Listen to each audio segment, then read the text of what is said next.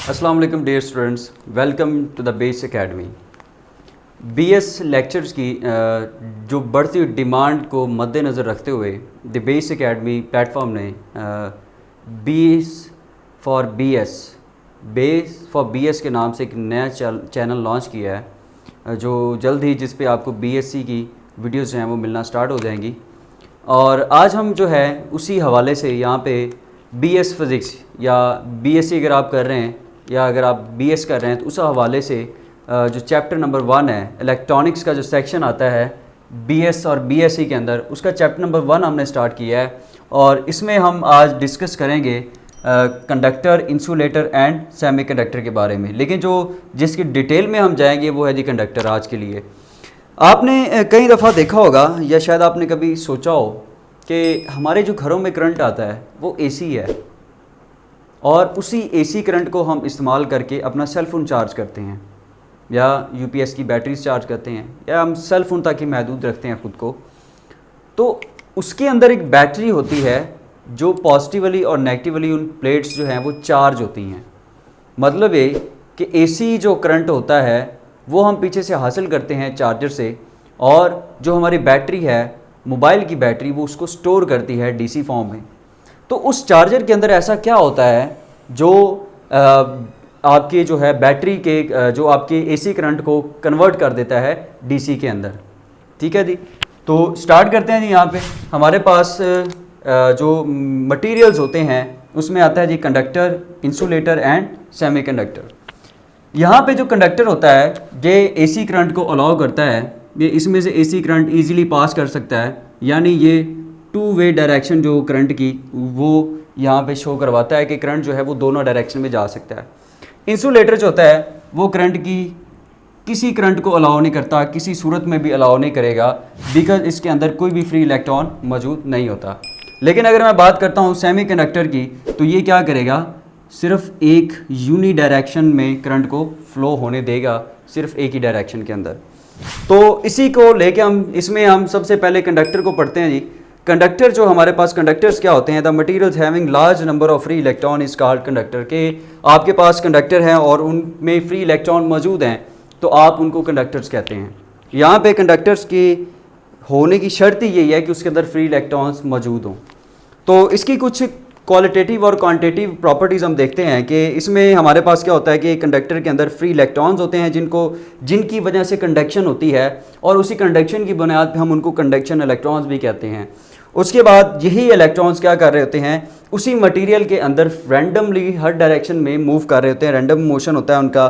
उसके बाद जी जो एरियाज किसी भी कंडक्टर के अंदर वो एरियाज या वो जगहें जहाँ पे फ्री इलेक्ट्रॉन मौजूद नहीं होते, तो उस एरियाज़ को हम पॉजिटिवली चार्ज या आयोनिक कोर्स कहते हैं।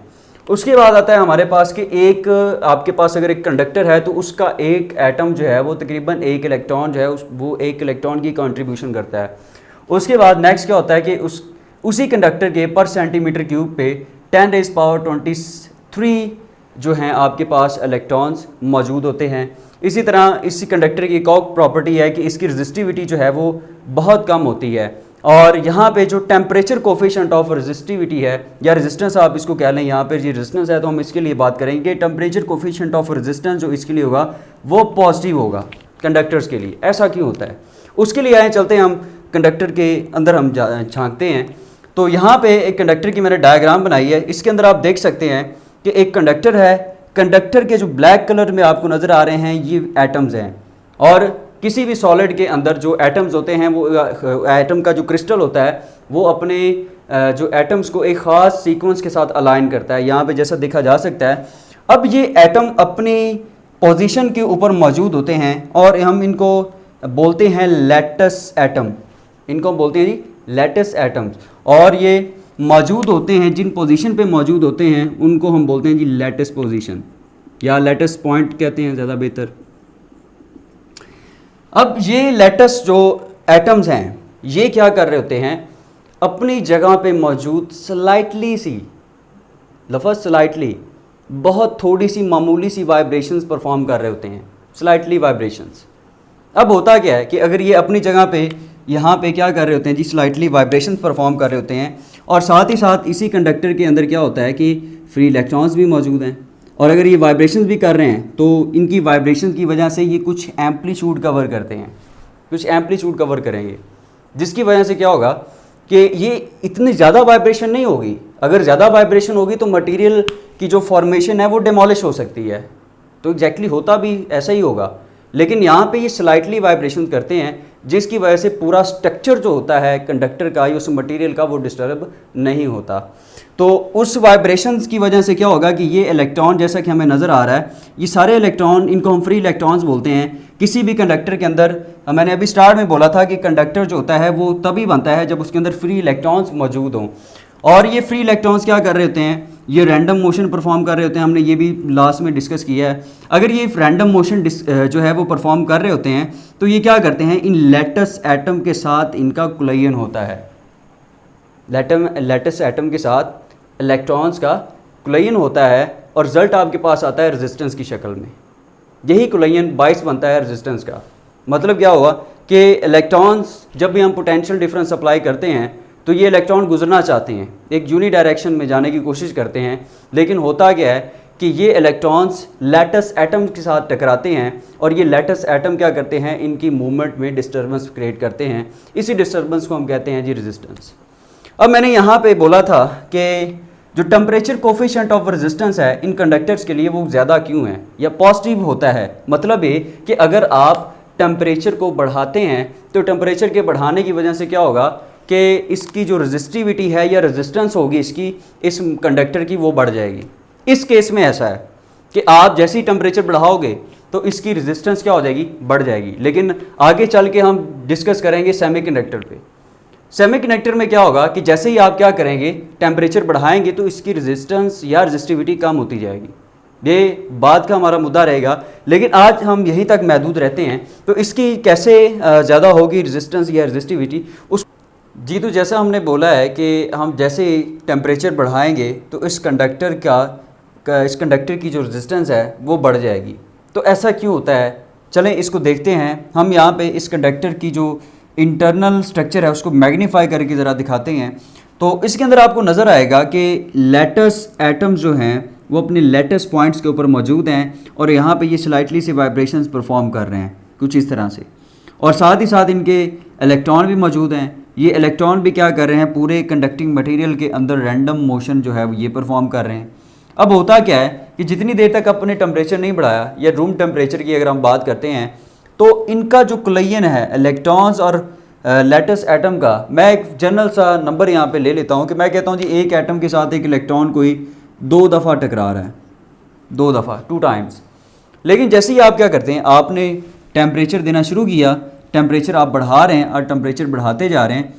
टेम्परेचर बढ़ाने की वजह से क्या होगा, आपने एनर्जी दी है। किनको एनर्जी दी है, लैटिस एटम्स को और साथ ही साथ इसमें मौजूद फ्री इलेक्ट्रॉन्स को। ये दोनों ही क्या करेंगे, ये एनर्जी हासिल करेंगे और एनर्जी हासिल करने के बाद इलेक्ट्रॉन्स की जो फ्री रैंडम मोशन है ये बहुत ज़्यादा तेज़ हो जाएगी। और साथ ही साथ जो लैटिस एटम पड़े हुए हैं उन लैटिस एटम की जो वाइब्रेशंस हैं इनमें भी क्या आएगी, तेज़ी आएगी। सपोज ये वाइब्रेशन पहले कुछ इस तरह से कर रहे थे, स्लाइटली सी वाइब्रेशन, तो क्या होगा, जैसे आप टेम्परेचर देंगे तो इनकी वाइब्रेशन भी क्या हो जाएंगी, ये कुछ ज़्यादा हो जाएंगी। और ये इलेक्ट्रॉन अगर यहाँ पे पहले स्लोली मूव कर रहा था तो अब क्या हो जाएंगे, ये बड़े तेज़ी के साथ इस तरह से मूव करना शुरू कर देंगे। अब जब रूम टेम्परेचर था तो उसमें क्या हुआ कि एक एटम के साथ एक इलेक्ट्रॉन जो है ये 2 टाइम टकरा रहा था, मतलब कोलिजन कम हो रहा था।